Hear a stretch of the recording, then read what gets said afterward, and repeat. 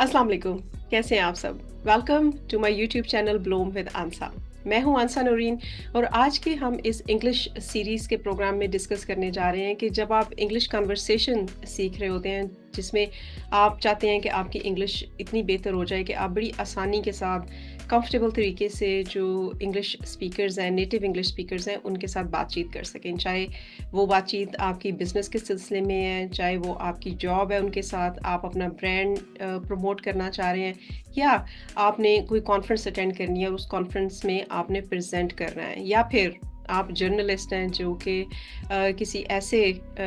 Conference में शिरकत करने जा रहे हैं या शिरकत करते रहते हैं, जहाँ पे आपको इंटरनेशनल लीडर्स जो हैं उनके साथ क्वेश्चंस करने पड़ते हैं और उसके लिए आप अपना एक्सेंट जो है उसको रिफ़ाइन करना चाह रहे हैं ताकि आपको उस सिचुएशन का सामना ना करना पड़े जो कि मोदी की जर्नलिस्ट टीम को करना पड़ा था, जिसमें ट्रंप ने उनको कहा कि उसे उनकी एक लफ्ज़ की भी समझ नहीं आ रही, उनका जो एक्सेंट है वो बहुत हैवी है, ट्रंप उसको समझ नहीं पा रहा।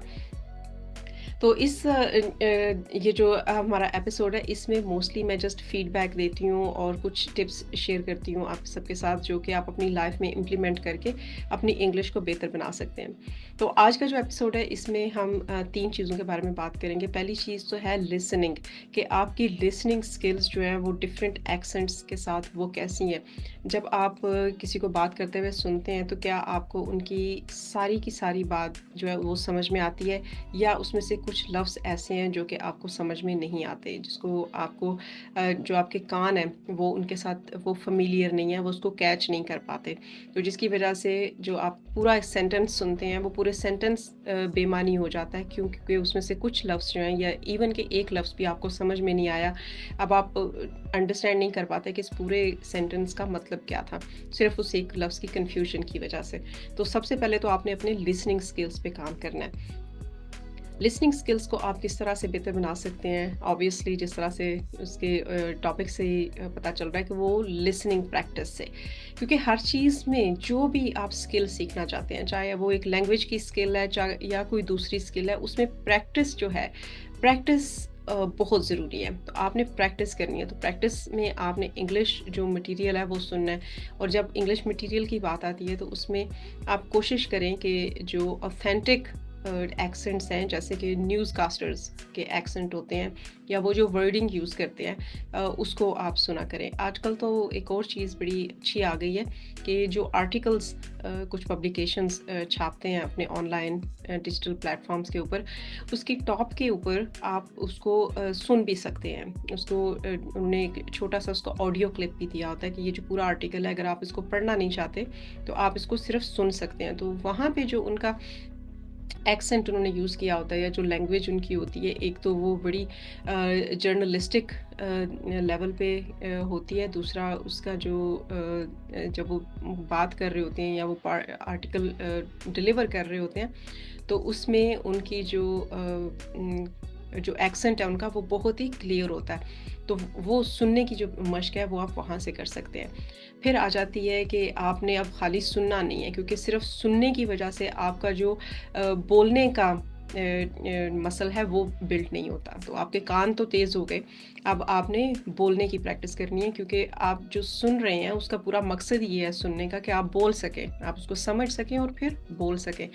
तो बोलने की प्रैक्टिस जो है वो आपने साथ-साथ करनी है। मिसाल के तौर पे मैं अपने स्टूडेंट्स को बताती हूँ कि आपने जब कोई चीज़ सुननी है, तो आपने उसको, अगर आप बहुत बिगिनर लेवल पे हैं, तो आपने सेंटेंस बाय सेंटेंस उसको पॉज करना है जो भी आप सुन रहे हैं, और फिर आपने उसको रिपीट करना है वापस, और फिर आपने देखना है कि आपने कितनी आसानी से या कितनी मुश्किल हुई है आपको वही जुमला वापस रिपीट करने में। और ना सिर्फ कि वो जुमला आपने रिपीट किया, बल्कि एक्सेंट आपका जो था वो क्लियर होना चाहिए। क्लियर एक्सेंट के लिए आप क्या कर सकते हैं कि आप अपना जो एक्सेंट का बेस लाइन, अगर मैं आपको बताऊं कि फ़र्क क्या होता है एक एक्सेंट से दूसरे एक्सेंट का, तो वो आपकी माउथ मूवमेंट होती है। कि आप अगर अमेरिकन इंग्लिश को देखें तो उसमें माउथ मूवमेंट जो है वो बहुत एग्जैजुरेटेड होती है। तो अगर जो भी आप बात अमेरिकन एक्सेंट में करेंगे, उसमें आपका जो माउथ है, जो आपके होंठ है, اور جو आपके पूरा फेस है, ठीक है, उसके मसल्स ज़्यादा मसल्स काम में आते हैं, जबकि अगर आप किसी दूसरा accent such as UK accent के साथ इसको कंपेयर करें तो वहाँ पे माउथ मूवमेंट जो है वो कम होती है।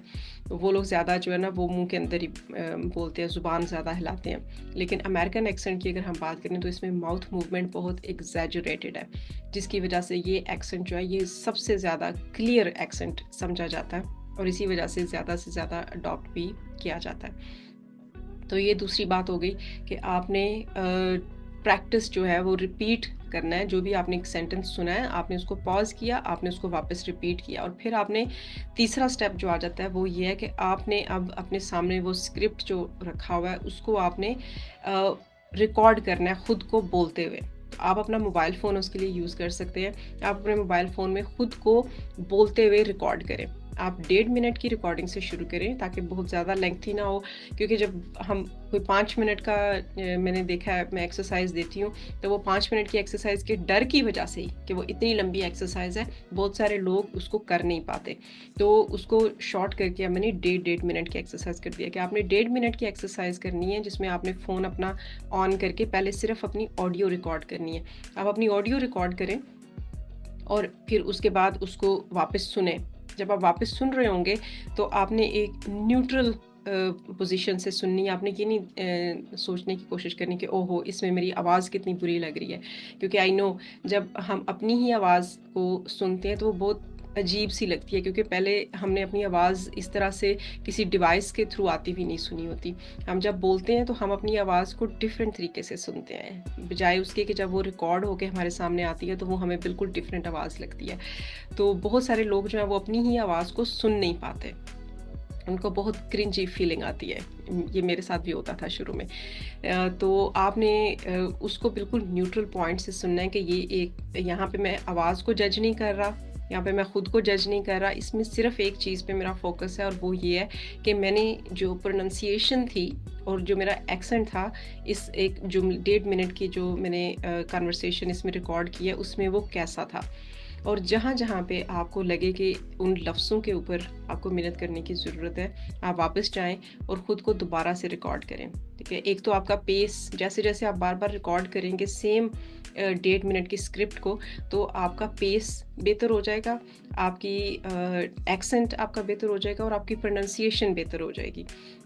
तो ये 3 टिप्स थी जो कि मैं आपके साथ शेयर करना चाह रही थी आज, कि अगर आप अपनी कन्वर्सेशन को, इंग्लिश कन्वर्सेशन को अमेरिकन एक्सेंट के साथ बेहतर बनाना चाह रहे हैं, तो ये बहुत ही प्रैक्टिकल 3 टिप्स हैं जो कि हम अपने सारे स्टूडेंट्स के साथ इनको एक्सरसाइज करवाते हैं, और इसके जो रिज़ल्ट्स हैं वो बहुत ही पावरफुल रिज़ल्ट्स देती है ये वाली एक्सरसाइज। मैं ख़ुद अभी तक ये एक्सरसाइज करती हूँ, तो आप इसको ट्राई करें और मुझे बताएं कि कैसी लगी आपको। और इसके बारे में अगर आपके मज़ीद कोई कमेंट्स हों, कोई क्वेश्चन हो, तो वो भी ज़रूर मुझे बताइएगा। और अगर अभी तक आप मेरे यूट्यूब चैनल को सब्सक्राइब नहीं किया तो उसको सब्सक्राइब कर लें, और ये वीडियो अगर आपको अच्छी लगी इसको थम्स अप दें, और एक ऐसे बंदे के साथ इसको ज़रूर शेयर करें जो कि इन टेक्निक से फ़ायदा उठा के अपनी इंग्लिश कन्वर्सेशन को बेहतर बना सकता है। तो अपना बहुत सारा ख्याल रखें, मिलते हैं अगली वीडियो में। टेक केयर, अल्लाह हाफ़िज़।